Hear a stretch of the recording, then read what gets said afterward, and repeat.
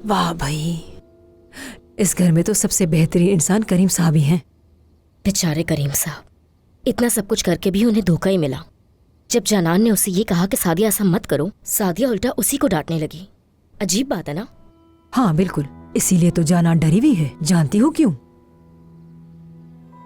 और अगर ये सब करीम साहब को पता चल गया तो वो जानान को घर से निकाल देंगे और उससे ये सब कुछ छीन लेंगे। हाँ, मैं तो ये सोच रही हूँ कि बिना कुछ किए वो औरत कितनी ऐशो आराम की जिंदगी गुजार रही है। बात सिर्फ उसी की नहीं है। क्या तुम दूसरों को नहीं देखती? तुबा तो सारा दिन घर में सोई रहती है। हाँ।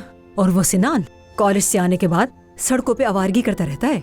और सादिया साहिबा को तो तुम देख ही रही हो। सही कहा, ये सब लोग मिलकर उनका पैसा बर्बाद कर रहे हैं। अब देखे ना, कितने सारे मुलाजिमीन हैं यहाँ सबकी देखभाल करने के लिए, लेकिन उसके बावजूद भी करीम साहब को धोखा मिला। यकीन नहीं आता मुझे, वाकई। मैं तुम्हें बात बताऊं नसरीन, ये खानदान किसी रहम के काबिल नहीं है। और वैसे भी सादिया और करीम साहब की शादी दिखावे के सिवा कुछ भी नहीं। हमें उनका रिश्ता तोड़वाने की जरूरत ही नहीं। पता है क्यों? क्योंकि ये पहले ही बर्बाद हो चुका है। बिल्कुल सही कहा। अब चलती हूँ।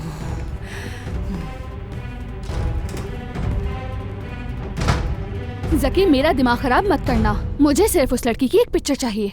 अगर घर में उसकी कोई पिक्चर नहीं है तो घर में आते जाते उसकी पिक्चर लो। देखो, मेरी और तुम्हारी ये डील नहीं हुई थी। अपने उन आदमियों से कहो कि अपना काम पूरा करें और मुझे शिकायत का कोई मौका नहीं मिलना चाहिए। उनके पास उस लड़की के घर का एड्रेस तो है ना? अब काम पूरा होने से पहले मुझे कॉल मत करना। मैं कोई बहाना बर्दाश्त नहीं करूंगी। चलो, अब मैं फोन रख रही हूँ। जानान साहिबा, मैं आपसे बहुत माजरत चाहती हूँ, मुझे आने में थोड़ी देर हो गई। तुम्हारी आंटी कैसी हैं? अब बेहतर है। मैं बाहर जा रही हूँ तो मेरे लिए खाना मत बनाना, मैं बाहर ही खाऊंगी।